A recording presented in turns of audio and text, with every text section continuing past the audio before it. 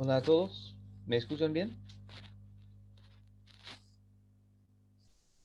Bueno, no escucho a nadie para saber si dicen que sí o no.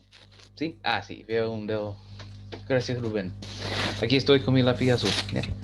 Bueno, entonces aquí vamos a estar hablando hoy de la palabra de Dios. Y me parece algo que nosotros tenemos que profundizar. Y estamos en un ciclo de sermones y creo que ustedes todos se acuerdan del ciclo de sermones en que nos encontramos. Estamos hablando de componentes de los cultos, cosas que hacemos en los cultos y estamos explicando qué es lo que hacemos y por qué lo hacemos. Porque muchas veces venimos al culto y hay ciertas cosas que hacer y a lo mejor podemos pensar que son rituales nomás, que son costumbres nomás, que son tradiciones y nada más que eso. Y lo que hemos visto es que cada parte del culto es intencional. Cada parte del culto que hacemos tiene un trasfondo bíblico y cada parte del culto tiene su importancia.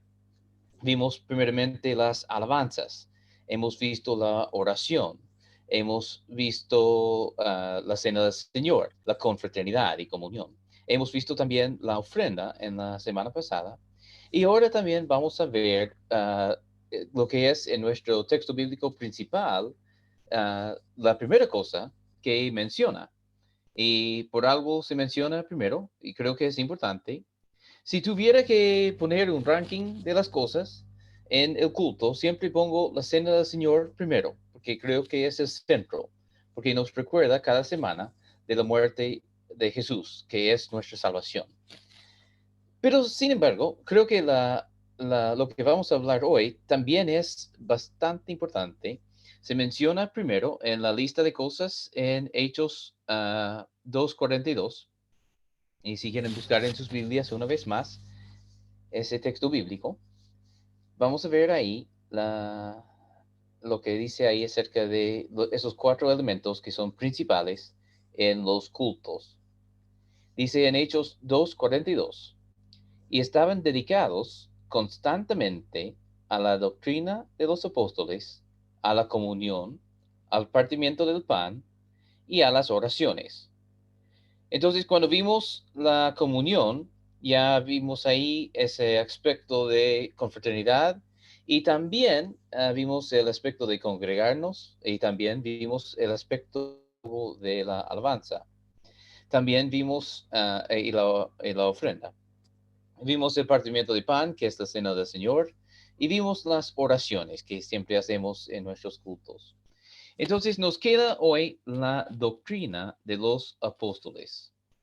Y entonces vamos a estar viendo qué es lo que ellos hacían en este aspecto, qué es lo que quiere decir la doctrina de los apóstoles, a qué se aferraban ahí. Y obviamente creo que no viene como sorpresa que nosotros tenemos las doctrinas de los apóstoles y las tenemos aquí. Aquí tenemos las enseñanzas o doctrinas, porque enseñanza y doctrina son sinónimos. Las enseñanzas, las doctrinas de los apóstoles, nosotros tenemos aquí grabados, donde ellos escribieron lo que el Señor les reveló en ese tiempo.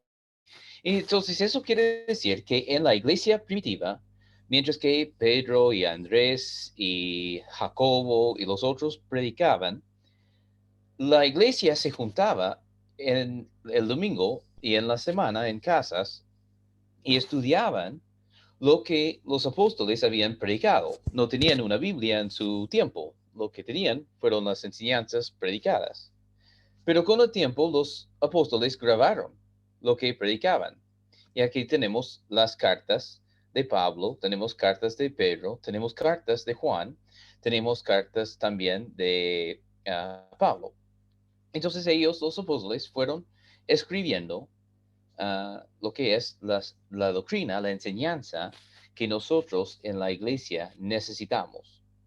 Entonces creo que todos nosotros ya sabemos eso, ya sabemos que tenemos Biblias, ya sabemos que el Nuevo Testamento es más orientado hacia la iglesia, que el Nuevo Testamento funciona, de hecho decimos muchas veces en la iglesia de Cristo, que la iglesia, que el Nuevo Testamento funciona como nuestra constitución. porque es nuestro documento fundamental. Y a diferencia de una constitución de una nación, es incambiable, porque ya está escrita por Dios, un ser perfecto. Y entonces es perfecto. Y nosotros podemos confiar en la, la constitución que nosotros tenemos como iglesia del Nuevo Testamento. Es perfecto y podemos confiar en el Nuevo Testamento. Entonces no hay cambios, no hay que modificar cosas porque no salió como esperado. Dios es muy inteligente, el Espíritu Santo es muy inteligente y se programó bien y escribió un buen documento. Bueno, hablando en términos humanos, obviamente se va a decir perfecto. Entonces, él lo hizo y nosotros entonces tenemos en la Biblia una colección de enseñanzas y doctrinas e instrucciones que nosotros tenemos que hacer. Nuestra constitución como iglesia no es algo que nosotros podemos cambiar. No es tampoco algo que podemos ignorar. Pero lamentablemente hay iglesias en que sí se ignora la palabra de Dios. Hay iglesias, lamentablemente, donde no se predica o donde no fomentan la lectura bíblica. Y entonces encontramos que el día domingo es muy importante en nuestra iglesia porque en el culto siempre tenemos un tiempo dedicado a la palabra de Dios. A veces tenemos lectura bíblica y también siempre tenemos un sermón dedicado en expresar lo que dice la Biblia. Nuestros sermones no son solamente motivacionales, sino que son enseñanza de la Biblia. No es solamente inspiración para ustedes, sino que es enseñanza de la Biblia aplicada a nuestras vidas. Y entonces cada domingo tenemos un momento de lectura bíblica. ¿Por qué es parte del culto la lectura bíblica o la predicación? Y eso creo que es importante porque es un momento en que estamos todos juntos estudiando la misma cosa y orientándonos entonces por el mismo mapa. Porque a lo mejor en la casa, si yo leo algo y ustedes todos leen la misma cosa, podemos entender cosas diferentes. Pero aquí nos juntamos y vemos juntos y nos orientamos hacia un solo lado. Porque ustedes saben que si un campesino tiene dos bueyes tirando una máquina y uno va para allá y otro va para allá, no va a funcionar muy bien. Tienen que tener un yugo para que todos vayan hacia el mismo destino o no van a andar bien. Nosotros necesitamos eso con la palabra. La palabra es nuestro yugo. Cuando lo vemos juntos, nos orientamos para tirar en la misma dirección, en el mismo sentido. Y eso creo que es muy importante. Pero también es importante porque lamentablemente hay muchos hermanos que no leen su Biblia en persona tampoco en la semana. Y entonces, el día domingo para muchos hermanos es su único momento de ser alimentado con la palabra de Dios. Eso es lamentable para mí. No es lo que espero. Lo que espero es que cada uno en su casa esté leyendo la Biblia fielmente, que cada uno en su casa esté leyendo todos los días la palabra de Dios. En el estudio de Hechos, la semana pasada en el grupo Victoria, vimos en Hechos 17, donde decía que los hermanos de Berea eran más nobles que los de Tesalónica. ¿Por qué? Porque ellos escudriñaban diariamente la palabra de Dios para ver si lo que Pablo enseñaba estaba bien, si era así. Y lo que espero es que hagan lo mismo con lo que digo yo. Porque si Pablo fue tan humilde para que la gente podía ver lo que decía y decir, ¿es bíblico o no? Mucho más yo. Tengo que hacer lo mismo, porque yo no soy Pablo. Y entonces espero que cada uno esté en su casa leyendo la palabra y verificando lo que digo. Porque soy un ser humano y lamentablemente no pasa con mucha frecuencia, pero lamentablemente a veces puedo malentender algo o decir algo incorrecto. Y entonces ustedes tienen que estar en la palabra leyendo porque yo soy un ser humano como cada uno. Entonces nosotros tenemos que estar en la palabra. Pero lamentablemente hay muchos hermanos que no están en la palabra. O hacen otras cosas pensando que es igual y no es igual. Por ejemplo, hay muchos que escuchan música cristiana. La música cristiana es buena en algunos casos y en algunos casos no es tan buena. A veces enseña cosas que no son bíblicas. Y entonces escuchar música cristiana no es lo mismo que leer este libro.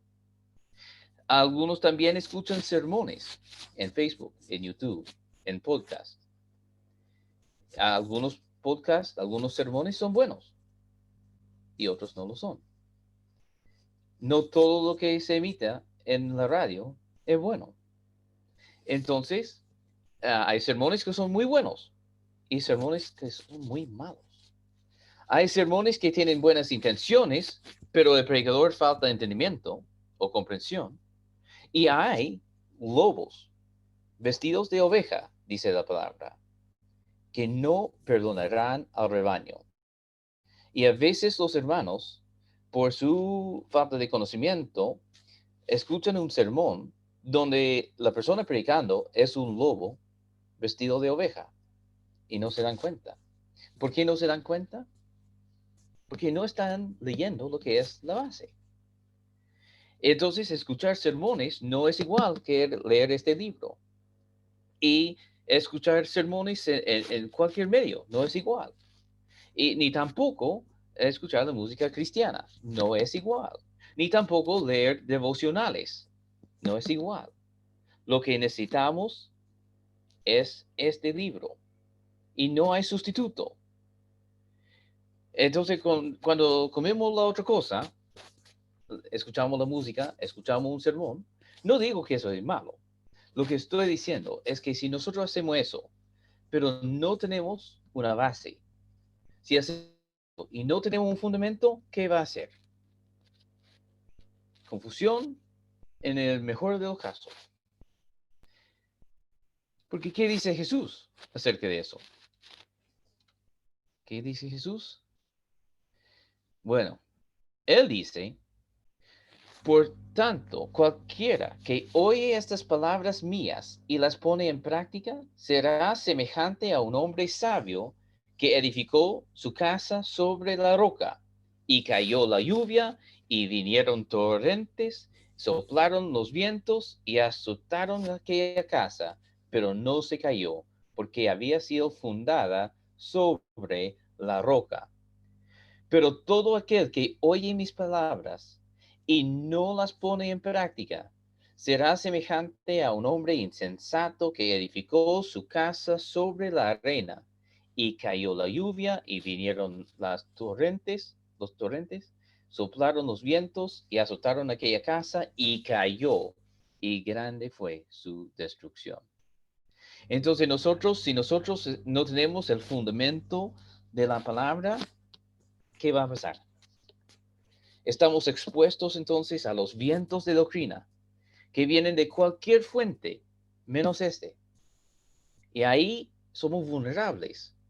Y dice Jesús, ¿qué va a pasar cuando viene esa tormenta? Cuando viene este viento de doctrina falsa, nos caemos, porque no tenemos un fundamento. El fundamento es sumamente importante para el cristiano. No podemos pensar que vamos a andar bien sin un fundamento firme. Chile es un país sísmico. Nosotros sabemos eso, que una casa sin un buen cimiento, cuando viene el momento del sismo, se cae. Pero como hay normas en Chile que exigen una cierta construcción, si la gente no hace trampa en la construcción, resiste sismos fuertes. Pero cuando no son inteligentes, cuando no cumplen con las medidas necesarias, se caen. Me acuerdo, después del terremoto de 2010, nosotros llevábamos poco tiempo en Chile y muchos puentes se cayeron en el terremoto de 2010, el 8,8. Y famosamente, uno de los grandes aquí en la Ruta 5, sur de Santiago, se cayó, ¿cierto? Y muchos puentes en la región, lo que hoy es Ñuble, en Biobío, también en Maule, se cayeron muchos puentes.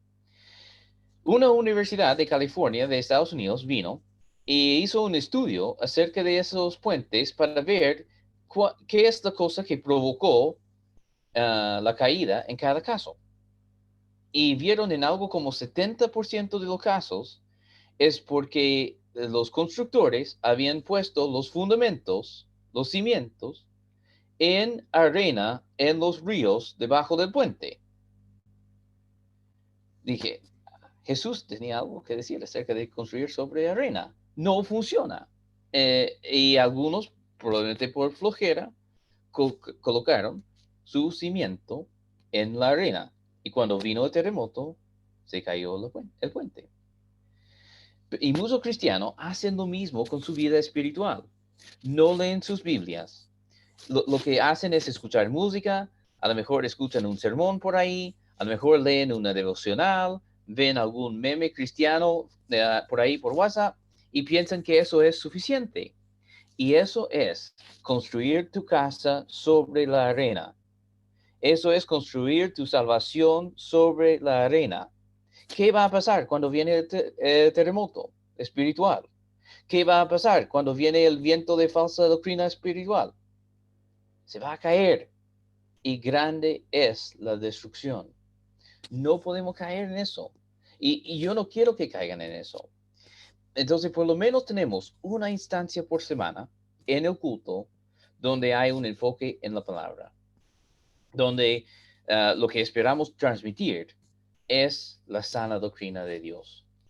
Y eso también es una instrucción bíblica para la iglesia.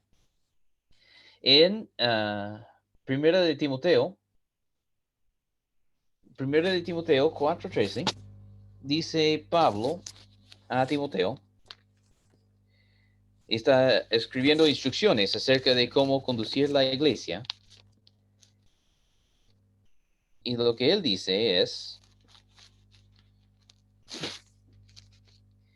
entre tanto que llego, ocúpate en la lectura pública de las escrituras, la exhortación y la enseñanza. Entonces, lo que Timoteo tenía que hacer era tener lectura pública en la iglesia y también exhortación o predicación y también enseñanza, instancias de estudio bíblico, de enseñanza doctrinal. Nuestra iglesia hace eso. Nosotros tenemos lectura bíblica en los cultos, generalmente. Tenemos también momentos de exhortación, de prédica, donde estamos predicando las palabras como ahora mismo. Y tenemos en la semana momentos de estudio bíblico. Los días martes y los días miércoles tenemos 2 estudios bíblicos en horarios distintos para acomodar a más gente, esperando que todos se conecten a algún estudio bíblico. Y no porque queremos ver grandes números. No es el asunto. No es que si tenemos 20 somos una buena iglesia y si tenemos 5 somos una mala iglesia. No es la idea. La idea es que cada uno esté fundamentado sobre la roca, que es la palabra de Dios. Y no sé de ustedes, ¿ya? ¿Cuántos de ustedes? A lo mejor soy el único, no creo, pero a lo mejor soy el único. Pero ¿cuántos de ustedes comen más de una vez por semana? Algunos, ¿cierto? Algunos como prácticamente todos los días. Sí, no, de hecho, todos los días. De hecho, normalmente 3 veces al día. O soy sureño 4 veces al día. No sé. Y bueno, y yo obviamente no tengo problemas. A veces como entre comidas. Paso ahí, veo un lugar de completo y, bueno, me diga un completo. Una sopa de pilla para allá no va a doler nada. Entonces yo soy bueno para comer. Pero ¿cuántos cristianos comen del pan de Dios solamente una vez por semana? Peligroso. Entonces, por eso Pablo decía a Timoteo, ocúpate en eso, ocúpate en la lectura, ocúpate en la exhortación y en la enseñanza, porque estas cosas son importantes, son parte de este fundamento que nosotros necesitamos en Cristo Jesús. Entonces, nosotros necesitamos eso para fundamentar nuestras vidas, porque en el Nuevo Testamento nosotros vemos que hay, bueno, en la palabra en general, hay exigencias, hay normas que nosotros necesitamos si vamos a lograr madurez, estabilidad, si vamos a ser capacitados para hacer obras en la iglesia, si nosotros vamos a ya ser adultos en lugar de niños en lo espiritual, tenemos que alimentarnos de la palabra. No hay otra forma. No podemos pensar, bueno, yo no voy a comer, pero sí voy a hacer ejercicio. Un niño que no come y hace ejercicio no va a crecer bien. Imposible. La comida, la nutrición es fundamental para un crecimiento y la palabra es eso para nosotros. Si no estamos comiendo, si no estamos alimentándonos de la palabra, no vamos a poder crecer. En 2 de Timoteo 3, 14 a 17 dice, pero tú, hablando otra vez de Timoteo, pero tú persiste en lo que aprendiste y fuiste persuadido, sabiendo de quiénes aprendiste, ya que desde niño conoces la Sagrada Escritura, las cuales pueden hacerte sabio para la salvación por la fe que hay en Jesucristo. Toda la escritura es inspirada por Dios y es útil para la enseñanza, para la refutación del error, para la corrección y para la instrucción en la justicia, a fin de que el hombre de Dios esté completamente calificado, equipado para toda buena obra. Entonces, si nosotros queremos ser fieles en nuestro caminar, tener la salvación por la fe y también ser capaces para la obra y también ser corregidos cuando vamos descarriándonos, hay una cosa, la escritura, que viene de Dios para eso y es útil para eso. Qué triste que lo descuidemos de esa forma. Entonces nosotros tenemos la palabra de Dios que necesitamos en nuestra vida personal para crecer, para ser maduros, para ser firmes, para hacer ministerios y obras en la iglesia. Tenemos que tener conocimiento bíblico, tenemos que tener entendimiento de la sana doctrina.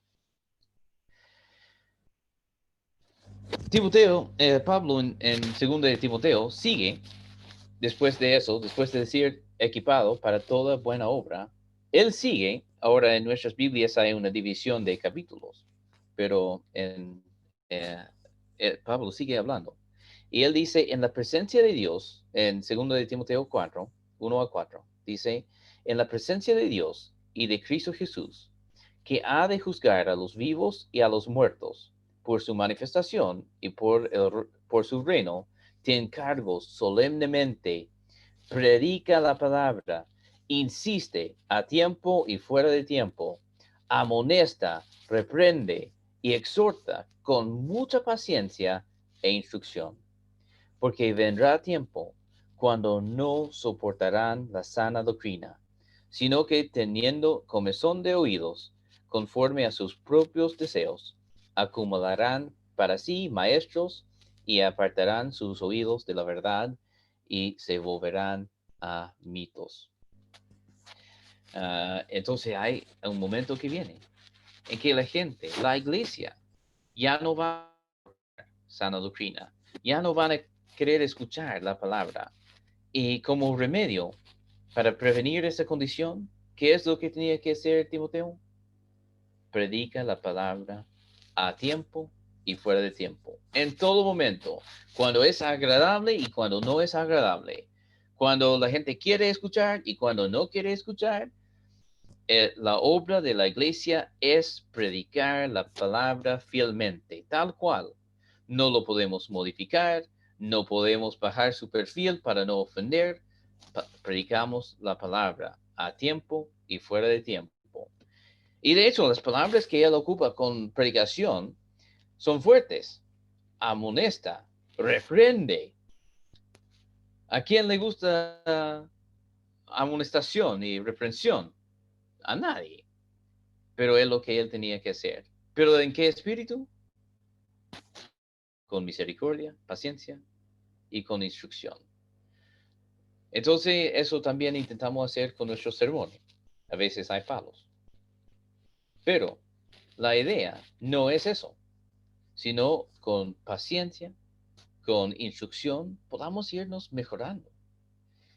Porque tampoco para mí es agradable corregir personas. No me gusta hacerlo. Pero me gusta más ver a mis hermanos firmes en la fe. Más que mi propia comunidad, quiero ver a cada uno de ustedes bien. Y no puedo pensar que están bien si no están en la palabra, si no están estudiando. Nosotros sabemos que las iglesias son muy distintas. No cada iglesia es igual. Si ustedes vienen a nuestra iglesia, se dan cuenta que nosotros tomamos la cena del Señor cada semana. En otras iglesias lo toman 4 veces al año, una vez al mes, una vez al año. ¿Cómo decidimos con qué frecuencia vamos a tomar la cena del Señor? ¿Por qué nos tinca? ¿Porque nuestra iglesia siempre lo ha hecho así? No. Vamos a la Biblia y vemos en Hechos 20 que cuando ellos se reunían, el primer día de la semana fue para partir el pan. Tenía como fin partir el pan. Entonces no es porque a nosotros nos ocurrió, sería lindo hacer eso cada domingo. No, es porque lo vimos en la Biblia. También vemos que hay iglesias que bautizan una vez al año, van en un paseo y ahí hacen sus bautismos. Nosotros leemos el libro de Hechos y dice en Hechos 2 que el mismo día se bautizaron 3,000 almas. Dice en Hechos 20, no, en Hechos 16, que en la misma hora de la noche el carcelero en Filipos fue bautizado. En Hechos 8, en el primer instante que el etíope ve agua, dice, ¿qué me impide de ser bautizado? Cuando Pablo está demorando 3 días en Damasco, llega Ananías y dice, ¿y qué te esperas? Levántate y bautízate. Entonces nosotros vemos lo que dice la Biblia. Cuando bautizamos, al tiro. ¿Por qué? Porque en la Biblia así lo hacían. Nosotros queremos ser bíblicos. ¿Cómo podemos ser bíblicos si no leemos nuestras Biblias? Imposible. Entonces tú lo necesitas en tu vida personal, pero también como iglesia lo necesitamos para orientarnos como iglesia. ¿Qué es lo que hacemos como iglesia? ¿Cómo hacemos las cosas como iglesia? ¿Cuál es el liderazgo bíblico? ¿Cuál es el pastor bíblico? ¿Cómo es ser un pastor bíblico? ¿Cómo es hacer un culto bíblico? Esto estamos estudiando en ese ciclo. Lo que es un culto bíblico. Los elementos que no nacieron de nosotros, ni de una tradición, ni de una corriente, una denominación, un obispo en algún lugar, sino que nacieron aquí mismo. La enseñanza, la doctrina de los apóstoles. Es lo que queremos conocer y dice ahí que ellos persistían en esas cosas. ¿Por qué? Porque hay que persistir. Porque siempre hay distracciones, siempre hay tentaciones, hay opiniones. Hay este pastor que dice otra cosa, hay este libro que dice otra cosa. Hay distracciones, hay vientos de doctrina. Y nosotros tenemos en la Biblia un ancla que nos mantiene en un solo lugar firmes.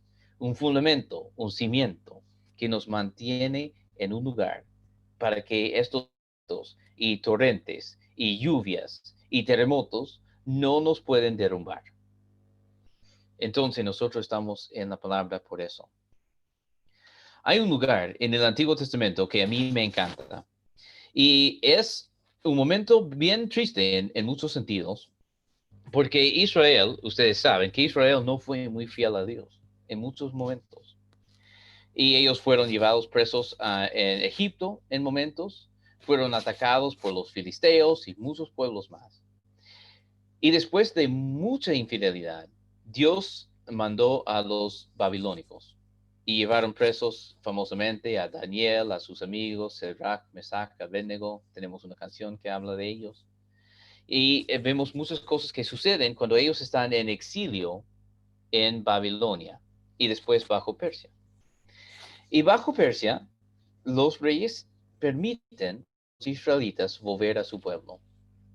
Y ellos empiezan a volver Y ahí tenemos los libros de Nehemías y Esdras, donde ellos vuelven a su pueblo, reconstruyen el templo, hacen nuevamente un muro alrededor de Israel, alrededor de Jerusalén, para su seguridad.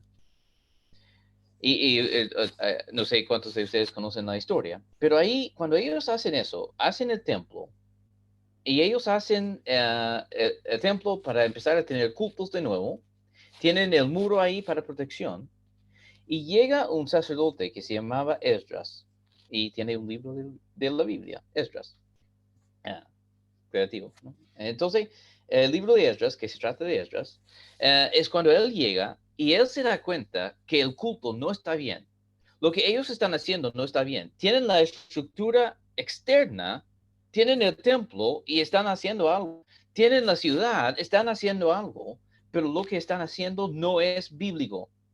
Y ellos están volviendo a los mismos pecados que había provocado el exilio en primer lugar. Entonces Esdras se molesta con eso y dice, hay que hacer algo. Y ellos programan un día y convocan a todo el pueblo de Israel. Y en ese día lo que ellos deciden hacer es leer la Biblia. Y dice en Nehemías 8:8, dice, y leyeron la Biblia, del libro de la ley de Dios, interpretándolo y dándole el sentido para que entendieran la lectura. Eso quiere decir que hicieron lectura bíblica y predicación. Y después de eso, todo el pueblo empezó a llorar desconsoladamente, porque se dieron cuenta que no obedecían casi ninguna de las leyes de Dios, porque desconocían las leyes de Dios.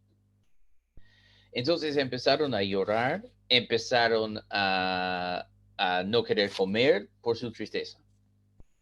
Y ahí ellos ordenan la cosa y dicen, mira, no es para tristeza, no es la idea. La idea es que hagamos un cambio. Y provocan un cambio religioso, espiritual, en que el pueblo volvió a conocer la escritura. Y el cambio que se inició ahí con la lectura bíblica es el cambio que dio lugar para el Mesías después.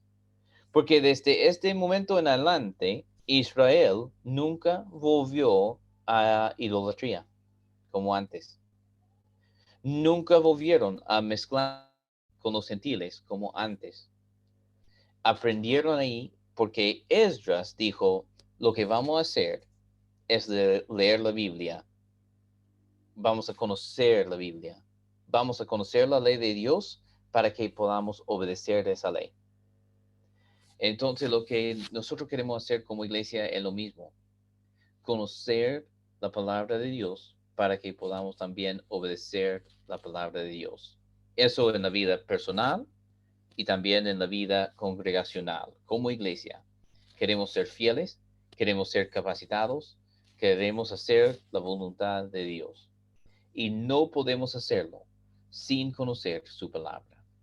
Y entonces quiero animar a cada uno que está aquí, cada uno que está conectado escuchando, tomar tiempo en la semana para leer su Biblia, tomar tiempo en la semana para hacer lectura bíblica y también aprovechar las instancias de la iglesia de llegar juntos y leer nuestra Biblia y estudiar la Biblia con profundidad.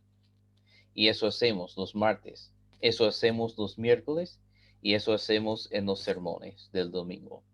Y espero que cada uno esté conectado a algo, alguna instancia de aprendizaje, porque no queremos ser esa casa sobre arena cuando viene el momento de tormenta.